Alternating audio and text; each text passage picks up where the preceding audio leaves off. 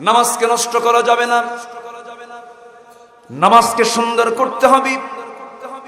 নামাজকে যত সুন্দর করতে পারবো আল্লাহর নৈকট্য তত হাসিল করতে পারবো। হাফিযু আলাস সালাতি ওয়াস সালাতুল ওয়ুসতা, নামাজে যত্নবান হয়ে যাও, বিশেষ করে মধ্যবর্তী নামাজ। কেউ বলেছেন আসর, কেউ বলেছেন ফজর, কেউ বলেছেন জোহর, মানে 5 ওয়াক্তই। কোন নামাজকে অবহেলা করার কোনো সুযোগ নেই। তবে যদি কোনো বান্দা ফজর এবং এশার নামাজ যদি জামাত আদায় করতে পারে, আল্লাহ তাআলা তাকে গোটা রাত কিয়ামুল লাইলের সমান সওয়াব তার আমলনামায় দিয়ে দেন। নামাজটা আমরা সুন্দর করব। অনেক মুসল্লি মসজিদে পাওয়া যায়, নামাজ পড়তে নিয়ে রুকুতে যেভাবে খামাখা রুকু থেকে আবার দাঁড়াবো কত সময় লেগে যাবে, যেহেতু রুকু করতে আসছি সিজদাটা দিয়েই যাই, এরকম আছে না? রুকুতে যখন আসছি খামাখা এই পাড়া তো চলে আসছে, আবার ওই পাড়ায় যাবো কেন? সিজদা একসঙ্গে রুকু সিজদা মেরে দেয়। নামাজ ঠিক থাকলো না নষ্ট হলো, নামাজ ঠিক থাকলো না নষ্ট হলো, নষ্ট হয়ে গেল। এরকম করে কোন একজন মুসলিম সাইয়েদনা ওমর ফারুকের সামনে নামাজে দাঁড়ায় গেছেন, নামাজ পড়তেছিলেন। নামাজটা তার দেখে ওমর ফারুক বললেন, ও মুসলমান, এরকম করে নামাজ তুমি কতদিন হলে পড়ো? 40 বছর। ওমর ফারুক বললেন, 40 বছরের টোটাল নামাজ তোমার নষ্ট হয়ে গেছে। নামাজকে নষ্ট করা যাবে না, সবচেয়ে যত্ন নিতে হবে নামাজের ক্ষেত্রে। আল্লাহ তাআলা যত্নের ব্যাপারে কয়েক জায়গায় বলেছেন, ওয়াল্লাযীনা হুম আলা সালাতিহিম ইউহাফিযুন ওয়াল্লাযীনা হুম আলা সালাতিহিম দাঈমুন। আরেক জায়গায় সুন্দর করে বান্দাকে নামাজের ক্ষেত্রে সতর্ক থেকে বলা হচ্ছে। আল্লাহ তাআলা বলছেন, ওয়াল্লাযীনা হুম লিসালাতিহিম ওয়াল্লাযীনা হুম ফি সালাতিহিম খাশিউন। জোরে বলুন আল্লাহু আকবার। খুশুর সঙ্গে নামাজ পড়ো, দায়েম হয়ে নামাজ পড়ো, ইউহাফিজুন হয়ে নামাজ পড়ো, যত্নবান হয়ে নামাজ পড়ো। নামাজ যারা যত সুন্দর হবে ঈমান তার তত সুন্দর হবে। সাহাবীদের ভিতরে একজন সাহাবীর নামাজ সবচাইতে বেশি সুন্দর ছিল, তিনি হচ্ছেন সাইয়েদনা আলীর নামাজটা সবচেয়ে বড় সুন্দর ছিল। সমস্ত সাহাবীদের নামাজ সুন্দর, তবে গুড বেটার বেস্ট, আলী ছিলেন বেস্ট। সবচেয়ে সুন্দর করে তিনি নামাজ পড়তেন। রাসূল তার নামাজের সনদ দিয়েছেন। রাসূল নিজে বলেছেন, আমার আলী যখন নামাজে দাঁড়ায় সে দুনিয়ার কথা ভুলে যায়। তার নামাজের মতো তোমরা নামাজ পড়ো, সুন্দর করে নামাজ পড়ো। নামাজকে তোমরা অবহেলা করো না, কামু কুসালা করো না, সুন্দর করে নামাজটা পড়ো। আমার বন্ধুগণ, আলীর কথা যখন মনে পড়ে গেল, আলীকে নিয়ে একটু কথা বলি। আলীর নামাজের মনোযোগিতা এত গভীর ছিল, এত গভীর মনোযোগ দিয়ে তিনি নামাজ পড়েছেন। রাসূল তার নিজের স্বয়ং তার প্রশংসা করেছেন। সাইয়েদনা আলী যুদ্ধের ময়দানে যুদ্ধ করতে গেছেন, পায়ের মধ্যে তীর ঢুকেছে, সেই তীরটা কেউ বের করতে পারে না, হাতে সেখানে হাতই দেওয়া যায় না। কি করা যায়? নবীর কাছে পরামর্শ চাওয়া হলো। রাসূল বলেন, সাহাবীরা, আমি জানি আমার আলীর নামাজের মনোযোগিতা কেমন। আমার আলী যখন সুন্দর করে নামাজে দাঁড়িয়ে যাবে, তোমরা পিছন থেকে নামাজের মাঝামাঝি অবস্থায় পা থেকে টান মেরে তীরটা বের করে নিবা, কোনো সমস্যা হবে না, আমার বিশ্বাস। হযরত আলী নামাজে দাঁড়ালেন, পিছন দিকে সাহাবীরা দাঁড়ায় তার পা থেকে তীরটা টান মারতেছিলেন। তীর টান মারতে নিয়ে গোশতগুলো ছিঁড়ে আসে, রক্তগুলো গড়ে গড়ে পড়ে, বিন্দু পরিমাণ কোনো আওয়াজ বের হলো না। নামাজটা শেষ হয়ে গেল, পায়ের দিকে তাকায় দেখেন যন্ত্রণার সেই তীরটা পায়ে নাই। কি হলো? কে সরালো? প্রশ্ন করলেন, কে সরিয়েছে আমার পা থেকে সেই যন্ত্রণার তীরটা? আমি তো বুঝতে পারলাম না। সবাই মিলে বলছে, আলী, নামাজের মধ্যে তোমার পা থেকে আমরা টান মেরে তীরটা বের করে নিয়েছি। আলী বলছেন, আল্লাহর কসম, আমি টের পাই নাই। জোরকান সুবহানাল্লাহ। আমি টের পাই নাই। কি মনোযোগ তার নামাজের মধ্যে ছিল। তবে হ্যাঁ, নামাজের মধ্যে দুনিয়ার কথা বার মনেও হয়ে যায়। মন তো দৌড় মারে, ছুটে যায়, চলে যায়, বিভিন্ন দিকে চলে যায়। মনকে ধরা যায় না, গতি প্রকৃতি নির্ণয় করা যায় না। মন দৌড় মারে কাবাসিয়ার বাজারে, মন চলে যায় শ্রীপুর বাজারে, মন চলে যায় আমরাইত কাউরাইত, বহুদিকে চলে যায়। কিন্তু এই মনটাকে যদি চলে যায়, নামাজের মধ্যে যদি এমনটা হয়ে যায়, নামাজ আমার কবুল হবে কিনা, এই চিন্তা একজন সাহাবীর মধ্যে মনে হলো। ওই সাহাবী রাসূলকে না পেয়ে সবচেয়ে ভালো নামাজ কোন সাহাবীর? বলেন কার? আলীর কাছে এসে বলছেন, আলী, নামাজের মধ্যে দুনিয়ার কথা আমার মনে হয়, মাঝে মাঝে বাজারের কথা মনে হয়, পরিবারের কথা মনে হয়, নামাজকে আমার কবুল হবে নাকি? সঙ্গে সঙ্গে আলী বলছেন, নামাজ কবুল হবে না। নরম ফাতুয়া না গরম ফাতুয়া? বলেন, নরম না শক্ত? হার্ড ফতুয়া, কঠিন ফতুয়া দিলেন। সাহাবী তো হতাশ, নামাজ শেষ। আমার নবীজি কিছুক্ষণ পরে এসে বললেন, ওরে আলী, আমি তো ছিলাম না, তোমার কাছে কি আসছিল নাকি এসেছিল? কি বলেছো তুমি? বলেছি নামাজের মধ্যে হুজুরি কলব না হলে পরে নামাজ কবুল হবে না, একাগ্র চিত্ততা না থাকলে নামাজ কবুল হবে না। রাসূল বলেন, তাই যদি হয় ঠিক আছে, তুমি এই মুহূর্তে ওযু বানাও, ওযু বানায় নামাজে দাঁড়াও, 2 রাকাত নফল নামাজের ইরাদা করো। 2 রাকাত নফল নামাজের শেষান্তে আমি তোমার কাছে সুন্দর একটা চাদর উপহার দিতে চাচ্ছি। আমার পক্ষ থেকে আমি তোমাকে একটা গিফট করব, সুন্দর একটা চাদর আমি তোমাকে দিয়ে দেব। হযরত আলী মুস্কি হাসি মারলেন, ওযু বানালেন, নামাজে দাঁড়ায় গেলেন। মনে মনে চিন্তা করলেন, হারে বিশ্বনবীর হাত থেকে আজকে সুন্দর একটা চাদর নেব, কিন্তু সেই চাদরটা মা আয়েশার ঘরের চাদর না, মা হাফসার ঘরের চাদর। মন চলে গেছে কোন দিকে? চাদরে। কোন সাহাবী? বলেন কোন সাহাবী? আলী। সবচেয়ে সুন্দর নামাজকার আলী। নামাজ আদায় করতেছিলেন, সালাম ফিরলেন তিনি, আসসালামু আলাইকুম ওয়া রাহমাতুল্লাহ, আসসালামু আলাইকুম ওয়া রাহমাতুল্লাহ। সালাম ফিরে হযরত আলী নবীর চেহারার দিকে তাকিয়ে আছেন। আমার নবীজি আলীর চেহারার দিকে তাকায় আছেন, চোখাচোখি হয়ে গেল। রাসূল মুস্কি মুস্কি হাসেন। রাসূল বলছেন, আলী, তুমি আমার দিকে তাকাও, তুমি মুস্কি মুস্কি হাসো কেন? হুজুর, আপনি যেই কারণে আমিও সেই কারণে। সুবহানাল্লাহ। আমার রাসূল বললেন, তুমি যে ফতোয়া দিছো সেই ফতোয়া কি ঠিক আছে নাকি? হুজুর, 100% ভুল। 100% ভুল, আমার ফতোয়া ভুল হয়ে গেছে। রাসূল বললেন, আলী, কে বলেছে নামাজ কবুল হবে না? নামাজ কবুল হয়ে যাবে। শেষ বৈঠকে তাশাহুদ পড়ে ডান দিকে সালাম ফিরে 2টা সিজদা যদি কোনো বান্দা সাহু সিজদা যদি দিতে পারে, আল্লাহ তাআলা তার ভুলকে সংশোধন করে নামাজ কবুল করে নেবেন। জোরে বলি সুবহানাল্লাহ। আমরা নামাজকে সুন্দর করব না নষ্ট করব? বলেন, সুন্দর না নষ্ট? সুন্দর করব। সূরা মারিয়ামের আমি 59, 60, 61, 62, 63 এই কয়েকটা আয়াত আমি তেলাওয়াত করেছি। এর ভিতরে আল্লাহ তাআলা কিছু প্রসঙ্গ তুলে ধরেছেন। কোন কোন বান্দাগুলো জাহান্নামে ঢুকবে? শুধু জাহান্নাম না, জাহান্নামের একটা ভয়াবহ গর্ত আছে। সেই গর্তের মধ্যে আমি ঢুকাবো সেই সমস্ত বান্দাকে, যে সমস্ত বান্দাগুলো উল্লেখিত অপকর্মগুলো করবে, যা এই আয়াতে উল্লেখ করা আছে। আমরা একটা একটা করে শুনবো। জোরে বলি ইনশাআল্লাহ। সম্মানিত ভাইয়েরা, আমরা যে কোনো কথা বলতে গেলে আগে কথা বলবো না চিন্তা করব? বলুন, আগে চিন্তা না আগে কথা? চিন্তা ছাড়া কথা বললে কিন্তু ওই যে কয়েকদিন আগে হয়ে গেল কানাডায় যেও কিন্তু ভাত হয় না, ঠিক কিনা? চিন্তা ছাড়া কথা বললে এরকমই হয়। মনে যা আসলো, কাঁচা বাদাম পাকা বাদাম সব ওয়াজ করলো 2-3 মাস করে নাই, করছে। মাথায় এত বুদ্ধি, বুদ্ধির ঠালায় মাথায় চুল নাই, ফকফকা ইন্টারন্যাশনাল এয়ারপোর্ট। আল্লাহ আমাকে কত কি দিয়েছেন, এত সুন্দর বডি, মাথা থেকে পা পর্যন্ত সবগুলো মূল্যবান। একটা মানুষকে আল্লাহ যা দিয়েছেন, কি দিয়েছেন দেখেন। এই হিউম্যান বডি, যে মানব যে দেহটা, প্রত্যেকটা মানুষের বডিতে ডিএনএ আছে। কি আছে? ডিএনএ। মানুষ মরে গেলে যদি তদন্তের দরকার হয়, ফরেনসিক রিপোর্ট বলে না, কি রিপোর্ট? Forensic report. ওই রিপোর্টে তখন কি টেস্ট করে? DNA test. ডিএনএটা কে দিয়েছেন?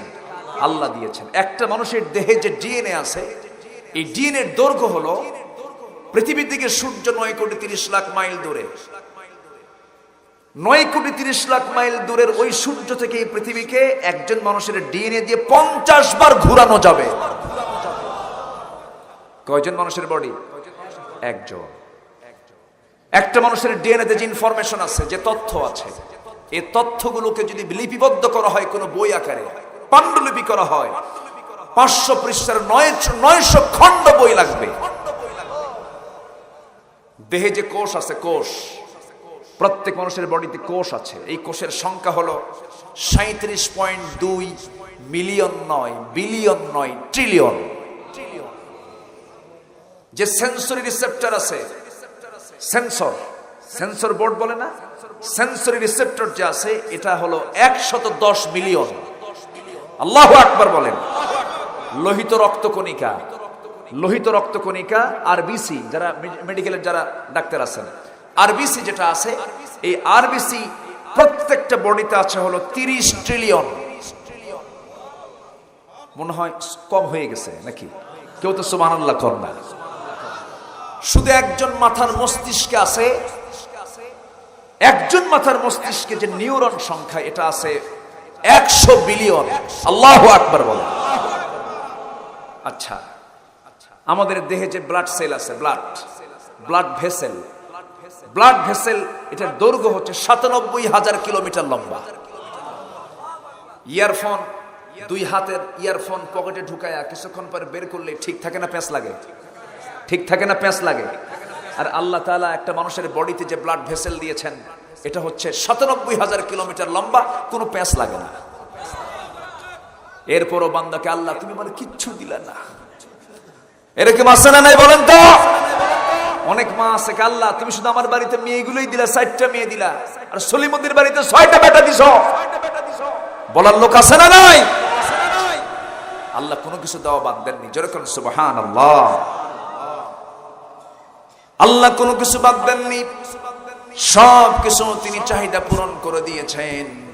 আর আমার আপনার দায়িত্ব কি? আল্লাহ সুন্দর করে বলছেন, বান্দা সূরা মারইয়ামের ভিতরে আল্লাহ বলে দিচ্ছেন, ফাখালাফা মিন বা'দিহিম খালফুন আদাউস সালাতা ওয়াত্তাবাউশ শাহাওয়াতি ফাসাউফা ইয়ালকাউনা গায়্যা।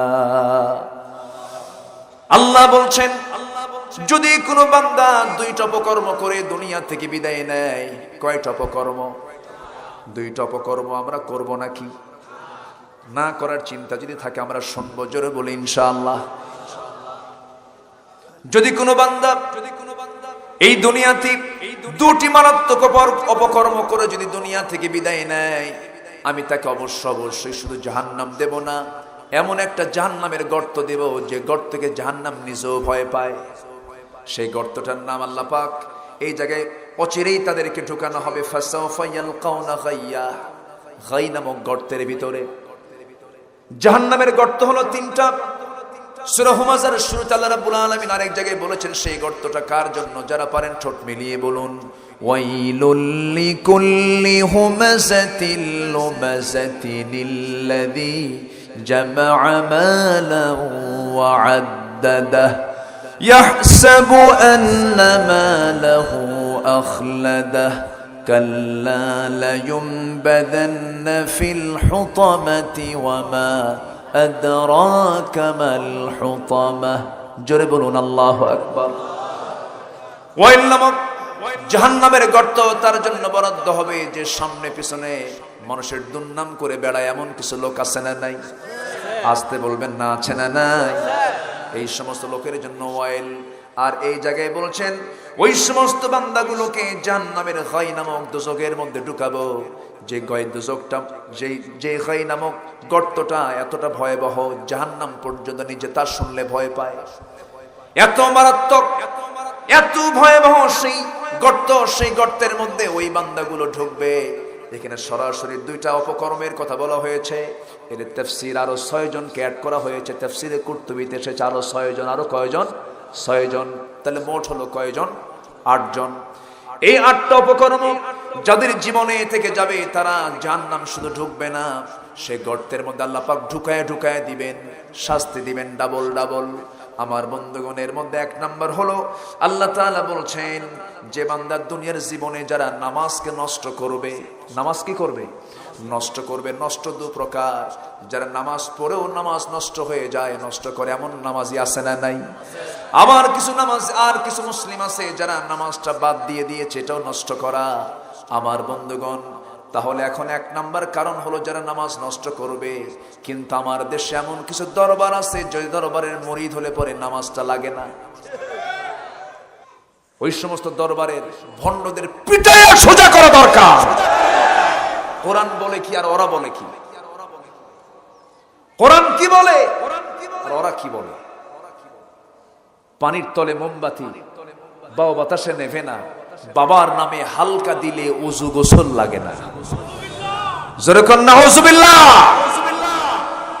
ইয়া বাবা, খাজা বাবা, দিল কর তাজা, ইসমে জালাল, গাজার কলকি খাওয়া হালাল। জোরে কর নাউযুবিল্লাহ। এরকম দুষ্ট কিছু আছে না নাই? আসতে বলবেন না, আছে না নাই? ইবলিস কয় এরা আমার এজেন্ট, এরা আমার কি এজেন্ট, এদের কাছে আমার আসার দরকার নাই, এরা আমার সব বড় পাক্কা মুরব্বী। সম্মানিত ভাইয়েরা, সম্মানিত বন্ধুগণ, নামাজকে নষ্ট করব না, আমরা নামাজ ঠিক রাখবো। জোরে বলি ইনশাআল্লাহ। নামাজকে সুন্দর করব, জোরে বলি ইনশাআল্লাহ। ব্যাখ্যার দিকে আস্তে আস্তে যাচ্ছি, কিন্তু চিন্তা করতেছি রাত তো বেশি হয়ে যাচ্ছে, আপনাদের কষ্ট হচ্ছে কিনা? কষ্ট হচ্ছে না তো? কষ্ট না পেলে আমি আছি, আমার কোনো ক্লান্তি নেই, আমি আছি ততক্ষণ, আপনি থাকবেন যতক্ষণ। জোরে বলি ইনশাআল্লাহ। সম্মানিত ভাইয়েরা, নামাজ যদি কারো ঠিক থাকে তার সব ঠিক থাকবে, আর নামাজ যদি কারো ঠিক না থাকে তার কিচ্ছু ঠিক নাই। আমার দেশে কিছু সিজনাল মুসল্লি আছে, রাতের বেলা মদ খায়, শুক্রবারে যায় খুতবার মানে কি বলে মেম্বারে যায় বসে আবার খুতবা দেয়, আছে না নাই? আবার কনসার্টে গিয়ে গানও গায়, আছে না নাই? সম্মানিত ভাইয়েরা, কত চিত্র আমরা দেখব। তবে ইসলাম নিয়ে যে কথা বলবে আমরা তাকে ছাড় দেব না, রাসূল নিয়ে যারা কথা বলবে আমরা তাকে ছাড় দেব না। ইসলাম কারো বাবার সম্পত্তি না, ইসলাম কারো থেকে আসে নাই, ইসলাম দিয়েছেন কে? ইসলাম দিয়েছেন কে? ইসলাম ছিল, আছে, থাকবে। যে দেশের মানুষ, এদেশের সবচেয়ে বড় নেতা, স্বাধীনতার স্থপতি, তিনি বলেছেন যে দেশের মানুষ হালের বলদ বিক্রি করে হজে যায়, সেই দেশে ইসলাম ছাড়া কিচ্ছু থাকতে পারে না। অতএব ইসলাম নিয়ে যে কথা বলবে আমরা তাদের জিহ্বা টেনে ছিঁড়বই। রাজি আছেন কারা কারা? হাত উঁচু করে দেখা।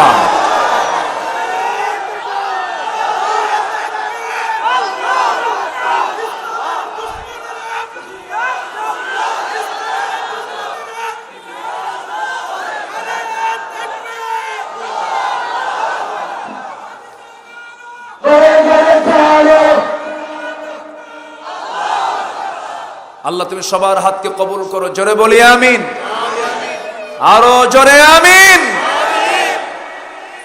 সম্মানিত ভাইয়েরা, এদেশের শেকড়ে ইসলাম আছে, ইসলামকে কেউ নির্মূল করতে পারবে না। যে দেশের মানুষ 4.5 লক্ষ মসজিদের মিনার থেকে আজান শুনে ঘুম থেকে ওঠে, আজান শুনে নামাজ পড়ে ঘুমের দিকে যায়, সেই দেশে ইসলাম নিয়ে কোনো কথা বলবে আমরা তার দাঁত ভাঙে জবাব দেওয়ার প্রস্তুত নিয়ে থাকব। সম্মানিত ভাইয়েরা, সম্মানিত বন্ধুগণ, আমার দেশে এই মুহূর্তে মানুষ বেশি না নেতা বেশি?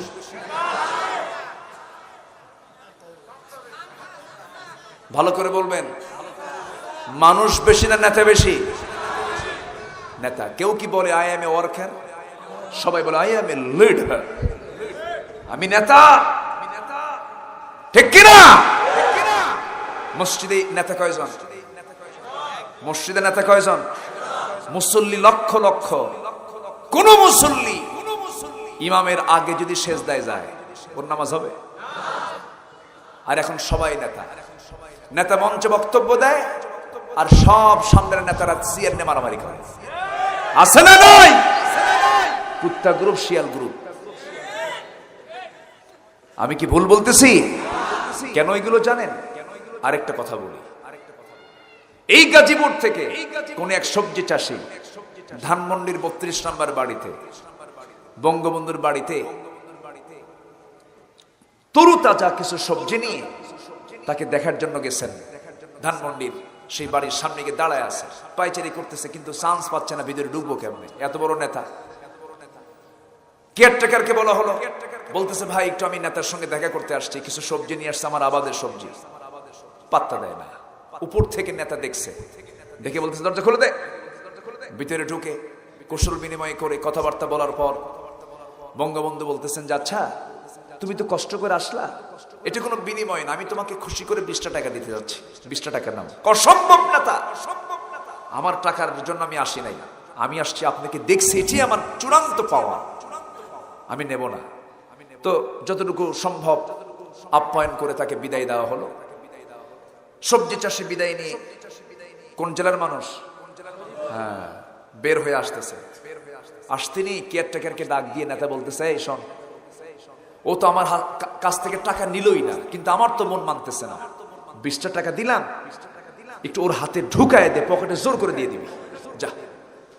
যাই বলতেছে শোনো, তুমি তো টাকা নিলে না, কিন্তু নেতা তো আমারে টাকা দিয়ে বলতেছে অবশ্যই দিতে হবে, তাছাড়া আমার জবাবদিহি করতে হবে। তোর নেতা বলছে তুমি টাকাটা নাও, এই যে ধরো 10টা টাকা নাও।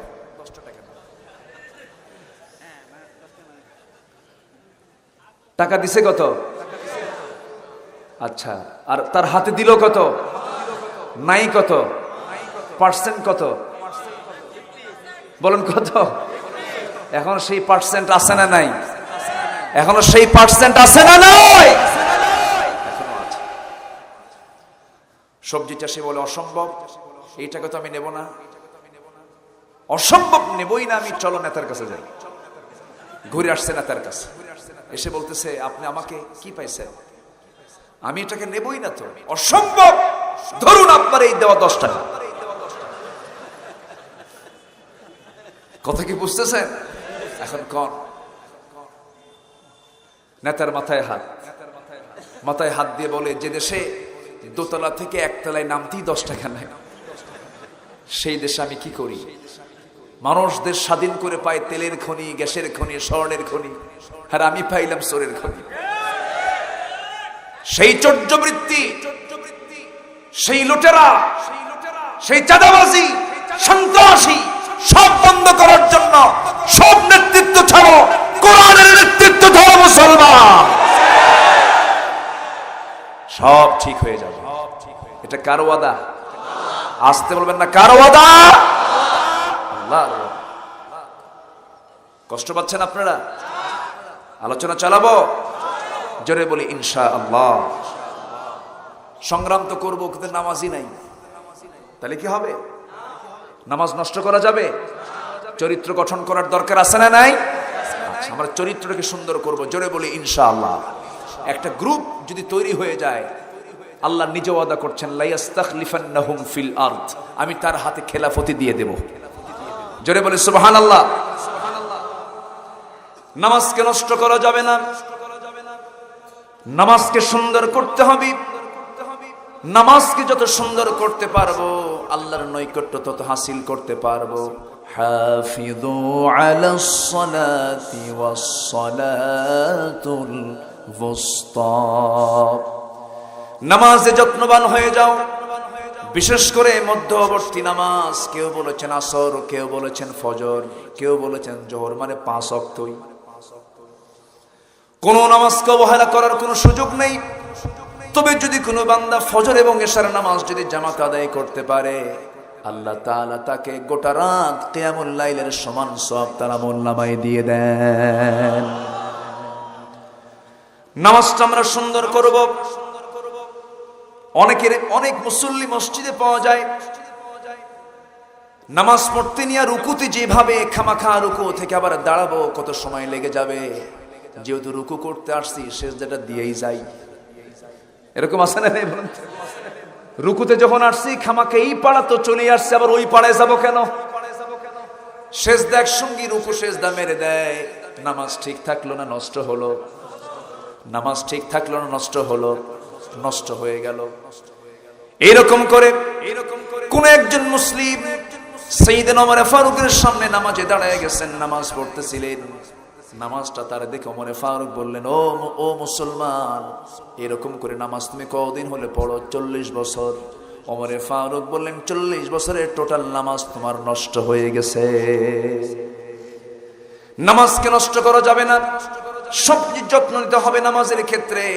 আল্লাহ তাআলা যত্নের ব্যাপারে কয়েক জায়গায় বলেছেন, ওয়াল্লাযীনা হুম আলা সালাতিহিম ইউহাফিযুন ওয়াল্লাযীনা হুম আলা সালাতিহিম দাঈমুন।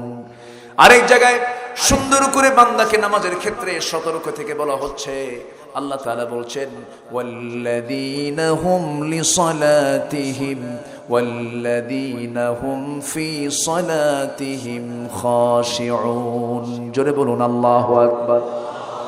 খুশুর সঙ্গে নামাজ পড়ো, দায়েম হয়ে নামাজ পড়ো, ইউহাফিজুন হয়ে নামাজ পড়ো, যত্নবান হয়ে নামাজ পড়ো।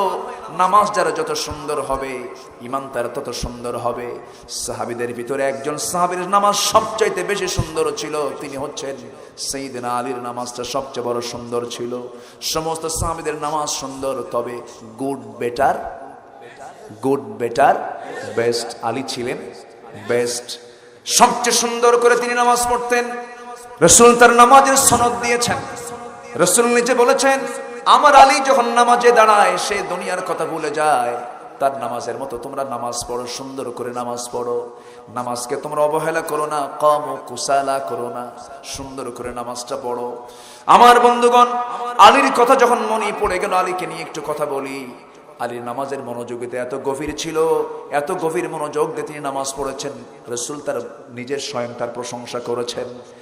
সাইয়েদনা আলী যুদ্ধের ময়দানে যুদ্ধ করতে গেছেন, পায়ের মধ্যে তীর ঢুকেছে, সেই তীরটা কেউ বের করতে পারে না, হাতে সেখানে হাতই দেওয়া যায় না।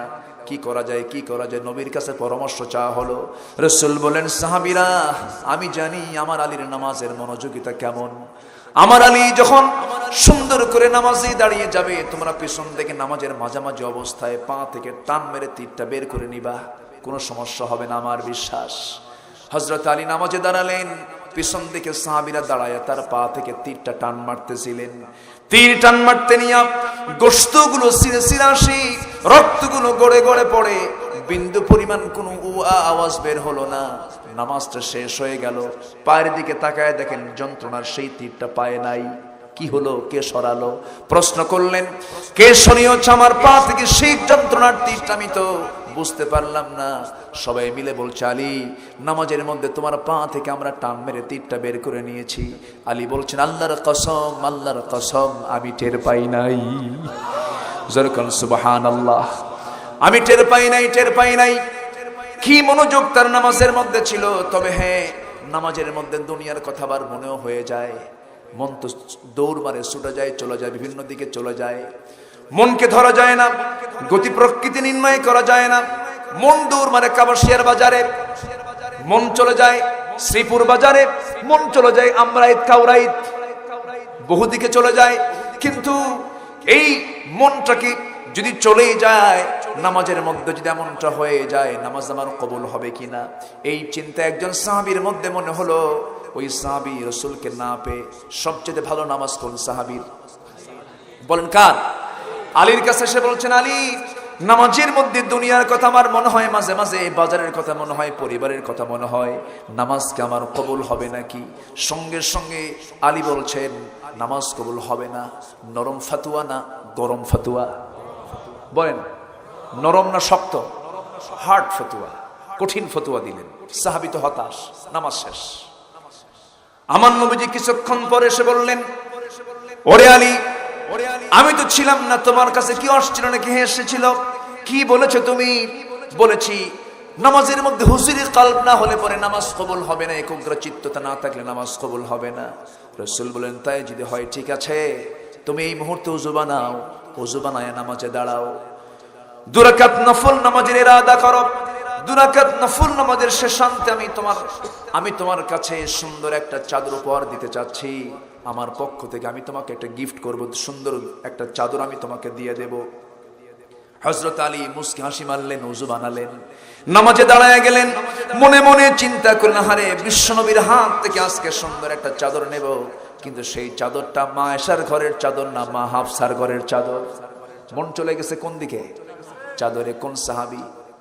বলেন কোন সাহাবী? আলী। সবচেয়ে সুন্দর নামাজকার আলী। নামাজ আদায় করতেছিলেন, সালাম ফিরলেন তিনি, আসসালামু আলাইকুম ওয়া রাহমাতুল্লাহ, আসসালামু আলাইকুম ওয়া রাহমাতুল্লাহ। সালাম ফিরে হযরত আলী নবীর চেহারার দিকে তাকিয়ে আছেন। আমার নবীজি আলীর চেহারার দিকে তাকায় আছেন, চোখাচোখি হয়ে গেল। রাসূল মুস্কি মুস্কি হাসেন। রাসূল বলছেন, আলী তুমি আমার দিকে তাকাও, তুমি মুস্কি মুস্কি হাসো কেন? হুজুর আপনি যেই কারণে আমিও সেই কারণে। সুবহানাল্লাহ। আমার রাসূল বললেন, তুমি যে ফতোয়া দিছো সেই ফতোয়া কি ঠিক আছে নাকি? হুজুর 100% ভুল। 100% ভুল। আমার ফতোয়া ভুল হয়ে গেছে। রাসূল বললেন, আলী কে বলেছে নামাজ কবুল হবে না? নামাজ কবুল হয়ে যাবে। শেষ বৈঠকে তাশাহুদ পড়ে ডান দিকে সালাম ফিরে দুইটা সিজদা যদি কোনো বান্দা সাহু সিজদা যদি দিতে পারে, আল্লাহ তাআলা তার ভুলকে সংশোধন করে নামাজ কবুল করে নেবেন। জোরে বলি সুবহানাল্লাহ। আমরা নামাজকে সুন্দর করব না নষ্ট করব? বলেন সুন্দর না নষ্ট? সুন্দর করব, যেমনটি করে সাহাবীরা করেছেন। আরো দুইজন সাহাবীর কথা মনে হয়ে গেল, সাইয়েদনা আব্বাস এবং আম্মার রাদিয়াল্লাহু আনহু।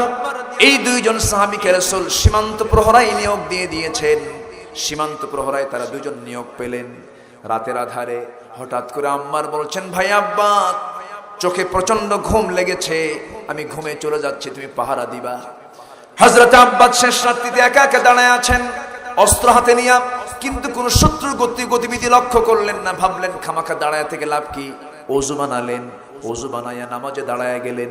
প্রথম রাকাত শুরু করতেই হঠাৎ করে শত্রু তাকে তাক করে ফেলেছে। তার ডান পায়ে একটা তীর এসে লাগলো, নড়াচড়া নাই। দ্বিতীয় রাকাত পড়লেন, দ্বিতীয় রাকাতে বাম পায়ে আরেকটা তীর এসে লাগলো। দুই তীর যখন দুই পায়ে লেগেছে, ঘুমন্ত সাহাবীর গায়ে ফিনকি দিয়ে রক্ত ছিটকে লেগে গেছে। ঘুমন্ত সাহাবী আম্মার ঘুম থেকে জাগা পেয়ে বলছেন, আব্বা তুমি কি করো? শত্রু তো আমাদেরকে টার্গেট করে ফেলেছে। ওই সাহাবী কোনো কথা বললেন না, কোনো কথা না বলে সোজা সিজদা দিয়ে তাশাহুদ পরে সালাম ফিরলেন। ফেরার পরে বলছেন, ভাই আম্মার আমি তো প্রথমেই টের পেয়েছি, কিন্তু আমি যখন নামাজ শুরু করেছি মনে হলো আমার প্রতিটা আয়াতের জবাব আমার আল্লাহ দিতেছে। যেরকম সুবহানাল্লাহ, প্রতিটা আয়াতের জবাব আমার আল্লাহ দিচ্ছেন। এই মনে করে আমি ভাবলাম আমি আল্লাহর সঙ্গে কথা বলা কেমন করে বন্ধ করি। আমি নামাজের মধ্যে এত মজা পাচ্ছিলাম, এত সুন্দর কনভারসেশন আল্লাহর সঙ্গে হচ্ছিল। আমার মন বলছিল আর একটা তীরে যদি আমার বুক ছেদ হয়ে যেত, আমি আমার মুহাব্বতের নামাজ ছেড়ে দিতাম না। যেরকম সুবহানাল্লাহ। সবাই কি নামাজ পড়তে রাজি আছি? কয় ওয়াক্ত নামাজ? আসতে বলবেন না, কয় ওয়াক্ত নামাজ? 5 ওয়াক্ত নামাজ। তাহলে জাহান্নামের গর্ত গাই নামক গর্তের মধ্যে ঢুকবে কয় শ্রেণী? বলেন বলেন কয় শ্রেণী? চলতেছে কয় নাম্বার? আসতে করে চলতেছে কয় নাম্বার? এখন আছে কয়টা? শুনবেন না? যাচ্ছেন কেন? যাওয়া যাবে না, বসো, অনেক কথা আছে। আমার ভাইরা, নামাজ গেল, আমরা নামাজ পড়বো তো নাকি? রাজি আছি তো সবাই? কারো কোনো সমস্যা নাই? আজকের মাহফিলে কি মা বোনরা আসছে? মা বোনরা নামাজ পড়ে?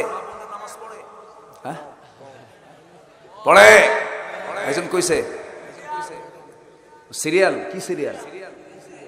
ও সিরিয়াল দেখে। ও না, দেখো খুব সওয়াবের কাজ তো ওটা। যেরকম নাউযুবিল্লাহ, যেরকম নাউযুবিল্লাহ। মাদের নামাজের পরিমাণটা একটু কম এখন, মেয়েরা একটু নামাজ কম পড়ে। আমি কি ভুল বললাম? ভুল বললাম? নামাজ নষ্ট করে ফেলেন। তাদের প্রাকৃতিক ন্যাচারাল একটা প্রবলেম আছে, এই প্রবলেম ছাড়া তাদের কি নামাজ মাফ আছে? আসতে বলবেন না, মাফ আছে। তাদের জন্য কয় ওয়াক্ত নামাজ? 5 ওয়াক্ত নামাজ। মার্কেটে গেলে তো নামাজ শেষ। মার্কেটে গেলে মাশাআল্লাহ তাদের লিপস্টিক তো তারা খুলবে না। আশকারা মাশকারা যুবকের তো কাম সারা আছে না নাই? খুলবে না। এই কি বলে, কি করে, মুখে কি দেয়, কি মারে জানো, ময়দা, এটা আবার কি বলে, আচ্ছা যাই হোক, মানে প্লাস্টিক সার্জারি করে নাকি, আচ্ছা হ্যাঁ, এই ড্রেসটা পরে মুখ টুক সাজায় চলে যায়, মুখ তো আর খোলা, ধোয়া যাবে না, ধুইলে তো ওযু শেষ, মানে কি বলে, কি সৌন্দর্য শেষ, আসলটা বের হয়ে যাবে, বুঝেন নাই, সব সাজা সেজে স্বামীর সামনে সাজে না, বুঝলেন, মার্কেটে যেতে সাজে, স্বামীকে ডাক দিয়ে বলে, শোনো মার্কেটে যাচ্ছি আমি, আসতে সন্ধ্যা হবে, ছাত্র জীবনের একটা আমার বয়ফ্রেন্ড আছে, সে আজকে মার্কেটে আসবে, আমি একটু যাব, তুমি বাচ্চাটা নাও, 1.5 বছর বয়স, তুমি কোলে রাখো, তুমি বাচ্চাকে দুধ খাওয়াও। এরকম কিছু বদমাইশ আছে না নাই বলেন তো? স্বামী চিত হয়ে পড়ে আর ওটা শোনেও, কোলের মধ্যে নিয়া বাচ্চা নিয়ে বসে আছে স্বামী, এদিকে সব সাজগুজ করে ঢং ঢং করে, পাশে একটা ভ্যানিটি একখান ব্যাগ নিয়া, তারপরে স্মার্ট হাই হিল পরে চলে গেল মার্কেটে, ঢং ঢং করে চুল ছেড়ে দেওয়া, সব সাজগুজ করে দোকানদারের সামনে গিয়ে আস্তে করে বসে এত সুন্দর ভাষায় তার সম্বোধন, ভাইয়া আছে না নয়, একটা শাড়ি দেখানো যাবে কি, মানে মাখরাজ সিফাত কোনটা বাদ নাই, আছে না নয়, দোকানদার তো কম না, দোকানদার তো এই ডাক শুনেই পাগলা হয়ে গেছে, এই পাশে একটা পাগলা এলাকাও আছে, পাগলা আছে না, সব কি পাগলা নাকি, আচ্ছা যাই হোক, কষ্ট পাচ্ছেন আপনারা, কোথায় যাবেন, মানে ওই যে মহিলা যে বসছে, আপনি এখন পাশে গিয়ে বলবেন, ভাই আমার একটা পাঞ্জাবির কাপড় দেখান, ভাই টাইম নাই, ঠিক কিনা, হুজুর পাত্তা পায় না, তখন তার কোনো ভ্যালু নাই, শাড়ি একখান বের করে নিজের গায়ে লটকায় দিয়ে আপাকে বলে, আপা এই শাড়ি কিন্তু আপনাকে দারুণ মানাবে, ওটা আরেক বদমাইশ, আছে না নয়, কারা যায়, কার বোন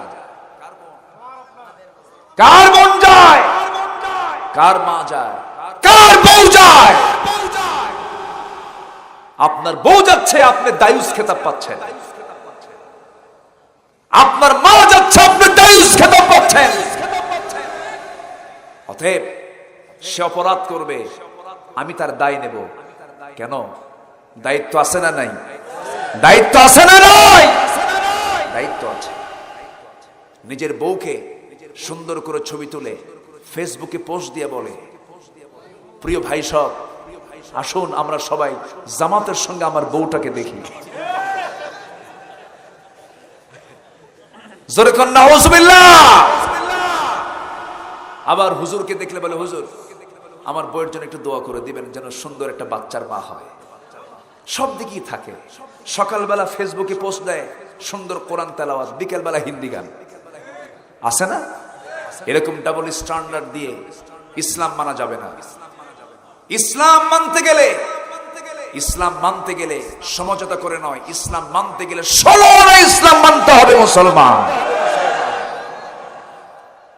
একজনের অডিও ক্লিপ প্রকাশ পেল, আরেকজন মদিনা শরীফের সামনে যে লাইভ করছে, প্রিয় দেশবাসী আমি ওমরায় এসেছি, দোয়া করবেন আমি যেন দেশে গিয়ে বাকি সিনেমার কাজটা সম্পূর্ণ করতে পারি, কোথায় বলছেন, এই তো হচ্ছে আজকের হালত, এগুলোর নাম ইসলাম না, এগুলো ভণ্ডামি, ঠিক কিনা, আমরা নামাজ পড়বো, নষ্ট নামাজ না ভালো নামাজ, বলেন বলেন বলেন, নষ্ট নামাজ না সঠিক নামাজ, সঠিক নামাজ, সঠিক নামাজই সুদ খাবে না, এখন কি উঠবেন না, দয়া করে, উঠলি ভাববো ওটা সুদ খায়,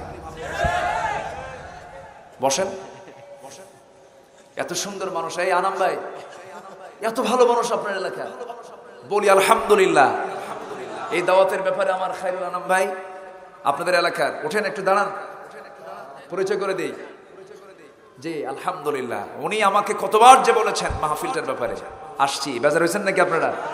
খুশি হয়েছেন তো? আল্লাহ যেন খুশি হন, জোরে বলি আমিন। আজকের মাহফিলের সভাপতি মহোদয় 32 বছরের মসজিদের সভাপতি না? 32 বছর। লোকটা দেখতে এরকম হোক, কিন্তু কলিজাটা এত বড়। বলি আলহামদুলিল্লাহ, জোরে বলি আলহামদুলিল্লাহ। আল্লাহ তুমি তার খেদমতকে কবুল করো। আমরা 8টা কারণ আজকে শিখে যাব আক্ষরিক ভাবে, হয়তো ব্যাখ্যামূলক বলতে পারবো না। নাম্বার 1 হচ্ছে আমরা নামাজকে সুন্দর করব। ভাই রাজি আছি না? নামাজ তার সুন্দর হবে যার বউটা পর্দায় থাকবে। কি কথা কি বোঝা যায়?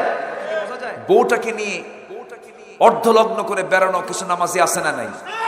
বেড়ানো কিছু হাজি আছে না নাই? বউকে পর্দার কথা বলে না, অথচ নামাজ 5 ওয়াক্ত টনটনা, কপাল কালো কুসকুসা, হাজরা আসওয়াদের মতো আছে না নাই? বলেন তো, হাজরা আসওয়াদের মতো কপাল কালো কুসকুসা করছে, কিন্তু বউটা উলঙ্গ হয়ে ঘোরাফেরা করে। এরকম করা যাবে না। আমার ভাইয়েরা, নামাজ সুন্দর মানে ওই পরিবারটা সুন্দর হয়ে যাবে। ফরজ নামাজ সুলতানপুরের মসজিদে পড়লাম, সুন্নত নামাজটা মসজিদে দরকার নাই। আপনি বাড়িতে চলে গেলেন, মুসাল্লা একটা নির্দিষ্ট জায়গায় থাকলো, আপনি নামাজ পড়ছেন। ছোট্ট 3 বছরের বাচ্চা, 5 বছরের মেয়ে, 7 বছরের ছেলে আপনার সেই সুন্নত নামাজ দেখলো, আপনার পাশে আরেকটা কাপড় সে সুন্দর করে সাজায় নিয়ে আপনি রুকুতে যাচ্ছেন, আপনার সন্তান রুকুতে যাচ্ছে। এটা হচ্ছে নামাজ সুন্দর করা। এটা কি সুন্দর করা? নামাজ সুন্দর করা। মসজিদে আপনি শুধু একা একা আসবেন না, আপনার নাবালক ছেলে মেয়ে সবগুলো কিনে মসজিদে চলে আসবেন। মসজিদ হচ্ছে ছোট্ট বাচ্চাদের ইসলামী শিক্ষা সংস্কৃতির কেন্দ্র। এটা বলে জোরে বলে সুবহানাল্লাহ। ছোট্ট ছোট্ট বাচ্চাগুলোকে মসজিদে আসতে বাধা দেয় এমন কিছু বুড়া চাচা আছে না নাই? আছে না? কিছু বুড়া চাচা আছে না? ছোট্ট ছোট্ট বাচ্চাগুলোকে দেখলি বুড়া চাচারা চোখ এরকম বড় করে, আর ছোট্ট বাচ্চার ওই বড় বড় চোখ দেখে মনে মনে করে বুড়া মর, কুলখানি খাবো। কি কথা কি বুঝতেছেন? এগুলোর সঙ্গে কি বাস্তবতা আছে না? আছে না? আছে না? ছোট থেকে বড় হয়েছি তো, দেখছি তো অনেকগুলো। আমার ভাইয়েরা, মসজিদে ছোট্ট ছোট্ট বাচ্চারা যাবে। আমার নবীজি একদিন জুমার খুতবা দিচ্ছেন, জুমার খুতবা চলতেছে। হুসাইন রাদিয়াল্লাহু তাআলা আনহু ছোট্ট মানুষ, ছোট্ট জুব্বা না পরে, মানুষ হলো 4 ফিট, জুব্বা পড়ছে 6 ফিট। জুব্বার সঙ্গে বারবার প্যাঁচ লেগে পড়ে যাচ্ছেন। এমন সময় নবীজির চোখে দৃষ্টিগোচর হয়ে গেল। জুমার খুতবা ছাড়লেন, দূরে গিয়ে দৌড় মেরে হুসাইনকে কোলের মধ্যে করে নিয়ে প্রথম কাতারে বসায় দিলেন। নবীজি সেজদায় চলে যান, হুসাইন নবীজির ঘাড়ের উপরে গিয়ে বসে। আমার নবীজি বিরক্ত হন না, রাগ করেন না। আমার নবীজি যখন দেখতে পেলেন তার নাতি হুসাইন বসে আছে ঘাড়ের উপরে, আমার নবীজি জ্যাকেটটা বাড়ায় দিলেন, তাসবিহ বাড়ায় দিলেন, সুবহান রাব্বিয়াল আলা 3 বার বললেন না 4 বার বললেন, 49 বার বলে ফেললেন। আমার নবীজি সালাম ফিরলেন, সেজদা থেকে মাথা উঠালেন। তখন যখন হুসাইন আস্তে আস্তে করে নেমে গেছে স্বেচ্ছায়, সালাম ফেরার পর বলছেন, হুসাইন আজকে তুই আমার ঘাড়ে চড়ে বড় উপকার করলি, আমার তাসবিহর পরিমাণ বেড়ে গেছে। যেরকম সুবহানাল্লাহ। শুধু নিজে নামাজ পড়বো তা নয়, নামাজের পরিবেশও তৈরি করতে হবে। মসজিদে বাচ্চারা কান্নাকাটি করবে, মসজিদে বাচ্চারা সামনে দিয়ে হাঁটাহুটা করবে, কোনো বাধা দেওয়া যাবে না। এটা হচ্ছে নামাজ সুন্দরের পরিবেশ, নামাজ সুন্দরের পরিবেশ এগুলো। আমার বন্ধুগণ, আবার এই নামাজকে নষ্ট করার জন্য কিছু মাধ্যম আছে না নাই? খেলা চলতেছে, অলরাউন্ডার খেলতেছে ক্রিকেট, আর মাত্র 4 উইকেট আছে অথবা 4 ওভার আছে, এদিকে আজান দিয়ে ফেলছে। ভাই এটা দেখি নামাজে যাই, আছে না নাই? আসতে বলবেন না, আছে না নাই? এটা কি করতেছে? নামাজ কি করে? নামাজ কি করে? নষ্ট করে। এমন কিছু খেলা পাগল আছে, আছে না? খেলা পাগল আছে না নাই? নামাজ পড়তে পড়তে আবার এর মধ্যে তাকায় দেখে কয় উইকেট গেল, আছে না নাই? আছে না নাই? এত পাগল, নামাজ নষ্ট হয়ে গেছে। নামাজের আগে সমস্ত চিন্তা মাথা থেকে ঝেড়ে ফেলে দিয়া নামাজে দাঁড়াতে হবে, নামাজ নষ্ট হবে না। সাইয়েদনা আলীর আরেকটা ঘটনা আছে। সাইয়েদনা আলী নামাজে দাঁড়াবে না, ইহুদি তার সামনে এসে দাঁড়ায় গেল। ইহুদির সামনে এসে দাঁড়িয়ে গিয়ে বলছে, ও আলী, আমি তোমাকে একটা প্রশ্ন করতে চাই। সাইয়েদনা আলী মনে মনে চিন্তা করলেন, ইহুদি তো আমার নামাজ নষ্ট করবে। তুমি আমাকে কি প্রশ্ন করবে? তুমি কি আমার নামাজ নষ্ট করতে আসছো নাকি? না, কি প্রশ্ন করবে বলো? এমন একটা প্রশ্ন তার সামনে উপস্থাপন করা হলো, অনেক লম্বা প্রশ্ন মনে হয়ে গেল। ইহুদি বলে ফেললো, আলী, একটা জবাব তোমার কাছ থেকে পেতে চাই। এই পৃথিবীতে কোন কোন প্রাণীর জন্ম ডিম থেকে হয়, আর কোন কোন প্রাণীর জন্ম সরাসরি মার পেট থেকে হয়? তুমি আমার একটা লিস্ট আমাকে দিয়ে দাও। হযরত আলী বললেন, ও প্রশ্নকারী ইহুদি, তোর প্রশ্নের সাইজ তো খারাপ, তুই আমার নামাজটা নষ্ট করে ফেলবি। তবে আমি তোকে এক কথায় উত্তরও দেব, নামাজটাও পড়বো। জোরে বলুন সুবহানাল্লাহ। হযরত আলী তেমন একজন মেধাবী মানুষ ছিলেন, কোনো কথাকে তার বলতে সময় লাগতো না, শুধু প্রশ্ন করতে দেরি, উত্তর তার মুখে লেগেই থাকতো। জোরে বলুন সুবহানাল্লাহ। যে কোনো প্রশ্ন যে কোনো মুহূর্তে তাকে করা হতো, সঙ্গে সঙ্গে তিনি জবাব দিতে প্রস্তুত হয়ে যেতেন। এত বড় একজন মেধাবী মানুষ ছিলেন, কোন সাহাবীও তার সঙ্গে যুক্তি তর্ক দিয়ে পারে নাই কখনো। সাইয়েদনা আলী, ওসমান রাদিয়াল্লাহু আনহু, ওমর রাদিয়াল্লাহু তাআলা আনহু, তিনজন মিলে কোন এক পথে হাঁটতেছিলেন। হাঁটতে হাঁটতে আলী ছিলেন খাটো খর্বাকৃতির, আর ওসমান এবং ওমর ছিলেন লম্বা আকারে লম্বাকৃতির ছিলেন। তিনজন হাঁটতে হাঁটতে হঠাৎ করে ওমরে ফারুক একটা কবিতার ছন্দ বলে ফেললেন, আলা বাইনিনা কান্নু নিলানা, আমাদের মাঝে আলী যেন লানা শব্দের নুনের মতো। লানা শব্দের নুনের মতো মানে লামের মাথাও লম্বা, আলিফের মাথাও লম্বা। আমরা ওসমান এবং ওমর দুজন হলাম লম্বা মানুষ, মাঝখানে নুনের মাথাটা খাটো। তুমি আলী, তুমি একটু খাটো সাইজের, তাকে ছোট করার জন্য চেষ্টা চালানো হচ্ছে। হযরত আলী একটা মুস্কি হাসি মেরে বলছেন, ওমর, আমাদের মাঝে তুমি আমাকে নুন আমাকে বানালে আমি ছোট মানুষ, খাটো মানুষ, তোমরা লম্বা লম্বা লাম আর আলিফ নিয়ে আসো, ভালো কথা, কিন্তু আমি আমার নুন তোমাদের মাঝখান থেকে থাকতে চাই না, আমাকে হযফ করে দাও, আমাকে সরায়া দাও। আমাকে মাঝখান থেকে যদি সরায়া দাও, তোমরা লা হয়ে যাবে, তোদের কোনো অস্তিত্ব থাকবে না। জোরে বলুন সুবহানাল্লাহ। ওমর বললেন, আসলে আলী, তোমার সঙ্গে পারা যাবে না। আল্লাহু আকবার বলেন। খলিফা কয়জন বলেন? খলিফা কয়জন? চারজন। 4 নম্বর খলিফা কে? আলী। প্রথম খলিফার সময়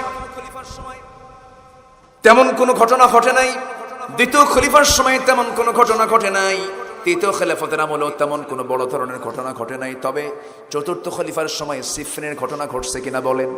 বর্ষার ফলকে কোরআন ঝুলানো হয়েছে, অনেক কিছু হয়েছে। অনেকগুলো মুসলমান একসঙ্গে একদিন আলীকে প্রশ্ন করছেন, আলী, আমরা তোমাকে একটা প্রশ্ন করতে চাই। কি প্রশ্ন?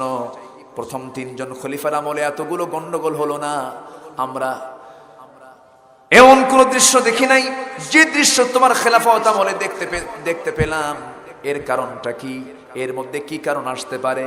সাইয়েদনা আলী বলছেন, শোনো, প্রথম খলিফা আবু বকরের পাশে আমি আলী ছিলাম, দ্বিতীয় খলিফা ওমরের পাশে আমি আলী ছিলাম, তৃতীয় খলিফা ওসমানের পাশে আমি আলী পাশে ছিলাম, এই জন্য গন্ডগোল লাগে নাই।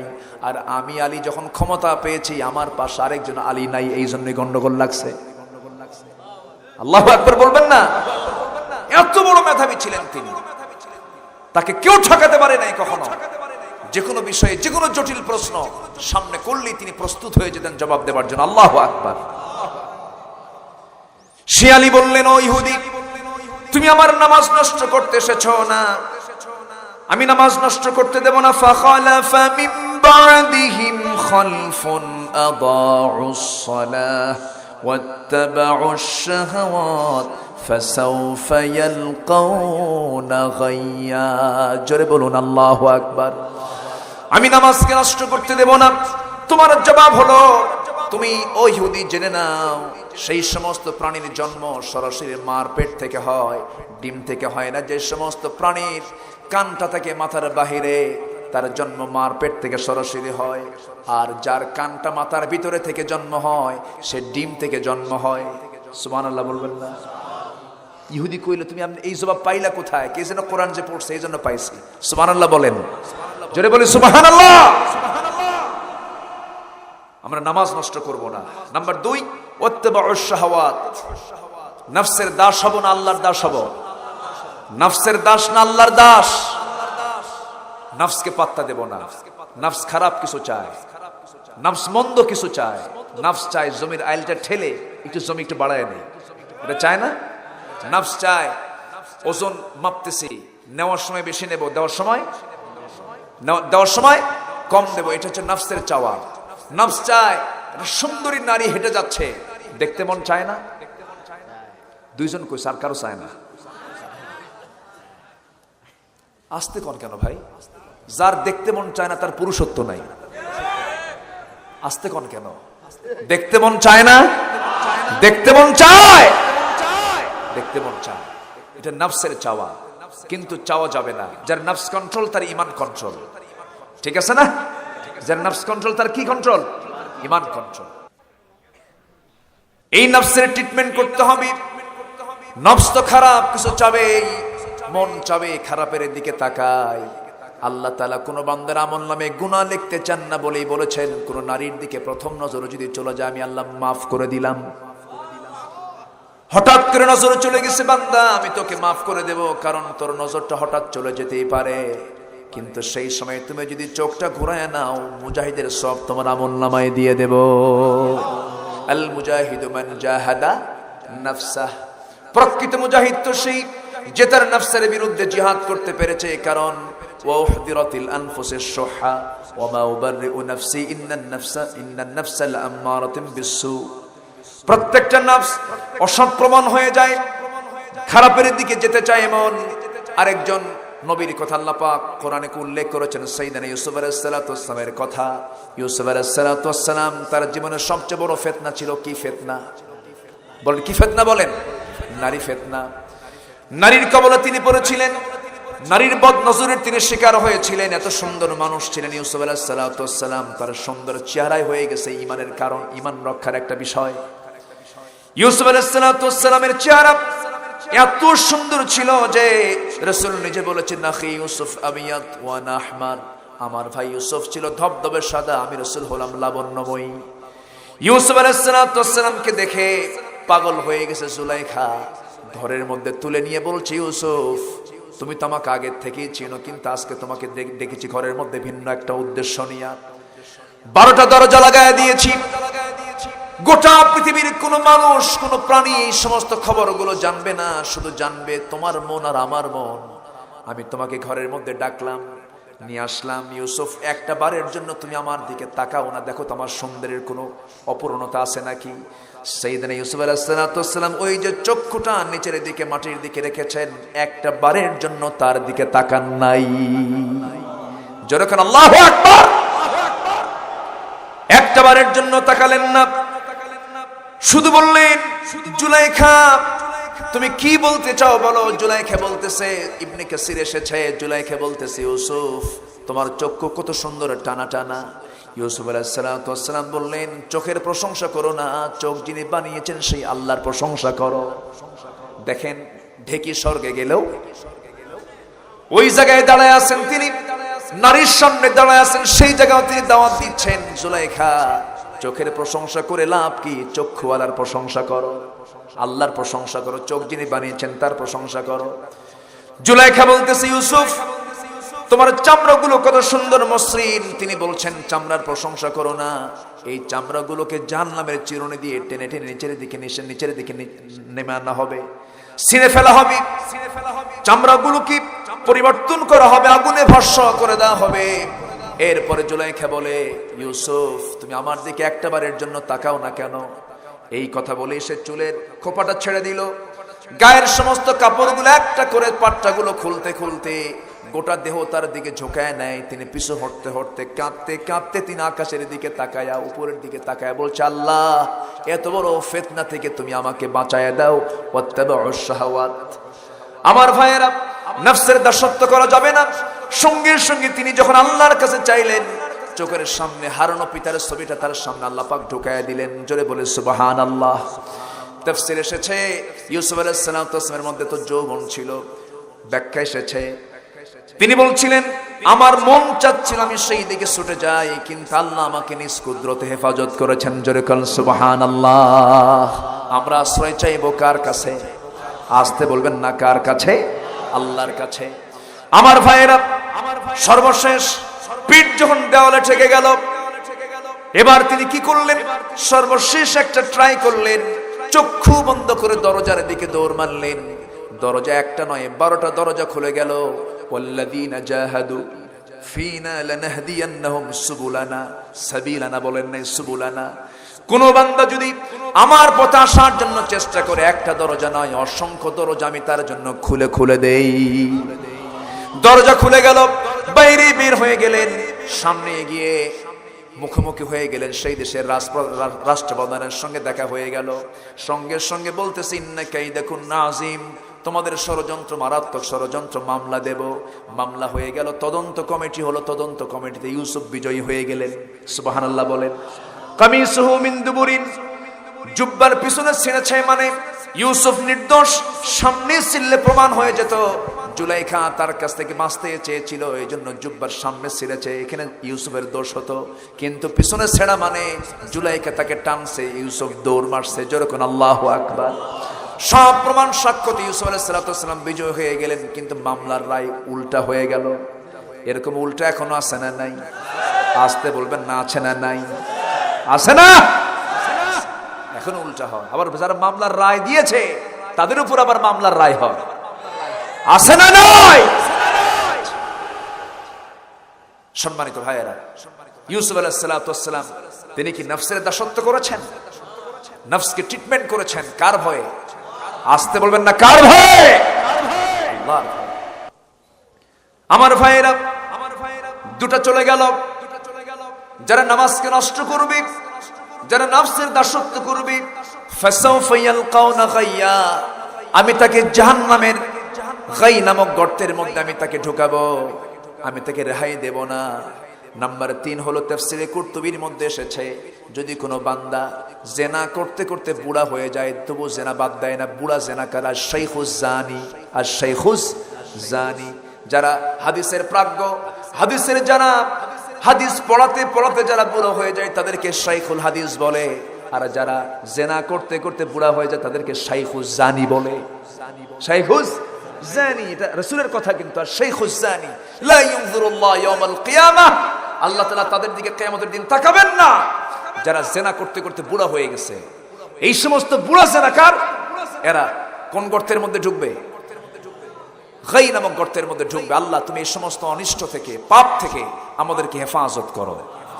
জোরে বলি আমিন, আরো জোরে আমিন। আমার ভাইরা, 3 জন হয়ে গেল, 3টা শ্রেণী হলো। নাম্বার 4 হলো ওই সমস্ত বান্দাগুলো জাহান্নামের সেই গর্তের মধ্যে ঢুকবে যারা দুনিয়ার জিন্দেগিতে সুদের কারবার করতে করতে সুদটাকে হালাল মনে করেছে। সুদটাকে কি মনে করেছে? হালাল মনে করেছে। এই সমস্ত লোকের জন্য জাহান্নামের গাই নামক গর্ত আল্লাহ রাব্বুল আলামিন বরাদ্দ করে রেখেছেন। এগুলো কার কথা? আসতে বলবেন না, কার কথা? কে জানিয়ে দিয়েছেন এগুলো? সুদকে হারাম করে দিয়েছেন কে? আল্লাহ তাআলা সুন্দর করে বলছেন, আহাল্লাল্লাহুল বাই'a ওয়া হাররামার রিবা। আল্লাহ সুদকে করেছেন কি? হারাম, আর ব্যবসাকে করেছেন হালাল। স্পষ্ট কথা। কিন্তু কাপাসিয়ায় মনে হয় সুদ নাই। আসতে কোন কেন? অনেকে দৌড়াচ্ছে, সুদের কথা শুনে মনে দৌড় মারতেছে। বসেন, সুদের কারবার করা যাবে? সুদের কারবার করা যাবে? যাবে না। নাম্বার 6 হলো যে, নাম্বার 5 হলো যে মদ্যপায়ী মদ্যপান করে এবং মদ খাওয়াকে সে পানির চাইতে জরুরি মনে করে। এমন মদারু আছে না নাই? আছে না? আছে। মদের বোতল নিয়ে কোনো আলেম থাকে না। মদের বোতল নিয়ে তারাই থাকে যারা মদের আইন পাশ করে।